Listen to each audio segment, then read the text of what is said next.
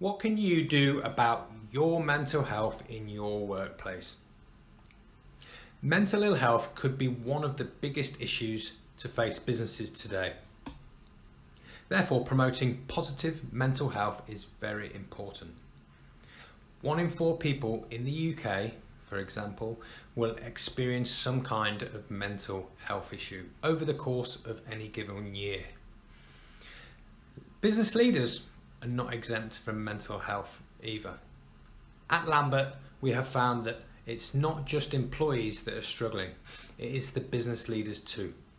Therefore, our programs help employers support themselves and their employees too. A study by Bupa in 2018 confirmed that 68% of business owners themselves suffer from mental ill health. As such, at Lambert, we encourage business leaders to address their own well-being as we help their employees, i.e., we have them participate in the program as well and get them to put in place clear policies and processes to support their whole organisation. A Mind study created really recently found that 56% of employers said that they would like to do more to improve staff well-being, but don't feel they have the right training or guidance. Lambert is there to help. Similarly, the research undertaken by Mind confirmed how a culture of fear and silence around mental health is very costly to employers. For example, more than 1 in 5, i.e. 21%, when asked how workplace stress has affected them, agreed that they had called in sick to avoid work. 42%, on the other hand, had considered resigning when asked how workplace stress had affected them, and 14% stated that they had already resigned. Sadly, 30% of staff said that they would not feel able to talk openly with their line manager if they were feeling stressed. So this is not good. To help everyone achieve full potential within an organisation, there are certain areas that need to be addressed, especially around the link of mental ill health and career progression, as this could be contributing to a culture of silence, especially around mental ill health itself. So when we look at equality, there's currently no discrimination against age, gender, ethnicity, disability, sexual orientation, but this needs to be the case for mental health as well, or even mental health history. Throughout our wellness programs, we assess employees and often find that their perceptions of unequal access to career progression opportunities were attributed to mental health. And likewise, this affected their chance of being selected for a job. Based on everything I've just previously mentioned, employers are now realising that they need to do more. Do more to promote a mentally healthy workplace. Because even if you don't struggle with mental ill health personally, you'll likely know at least one person who will. The numbers are high and climbing. When we implement wellness programs for organisations such as yours, we find that those struggling with mental ill health is mainly due to both a personal and a professional standpoint. That's why our work-life programs are so successful. And creating awareness is key. But there is always more that can be done. That's why we get businesses to support mechanisms in place to help, so that they can promote mentally healthy workplaces.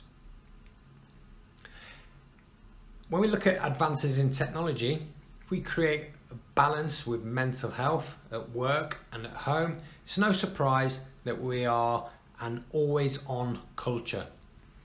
And as easy as it is to say, have a good work-life balance, it is harder to achieve and more than ever before. This all has an impact on well-being and mental health. So where you would implement a nutritional detox, a digital detox, is just as important and something we implement within our corporate wellness programs, but perhaps on a more regular basis.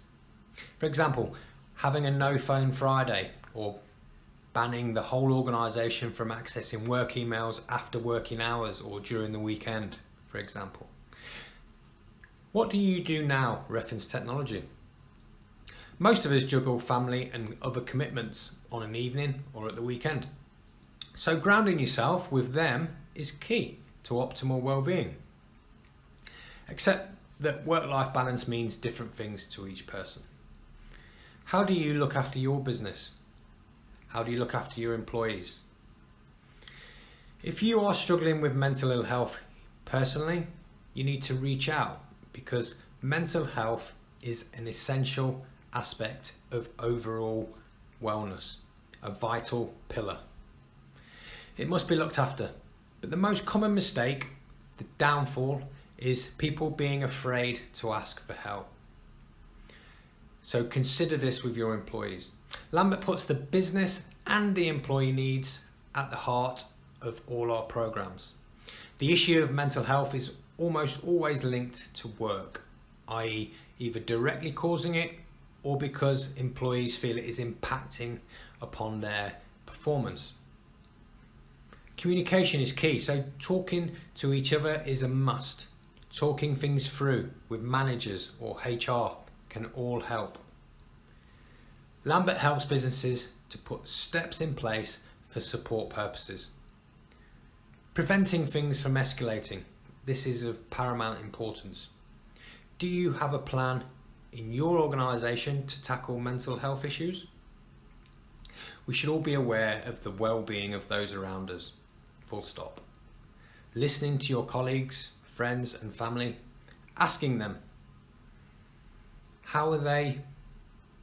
But just listen to what they actually say. As a leader, raising awareness of the resources and information that's available is key, and signposting them to specific advice is a business priority. From researching our own programs, at Lambert we make sure that business leaders have the knowledge that they need so they can drive change in this area. Most business leaders' goals are to drive productivity, but they need to have a mentally healthy workforce to achieve this. So what can your organisation do to facilitate a mentally healthy workplace?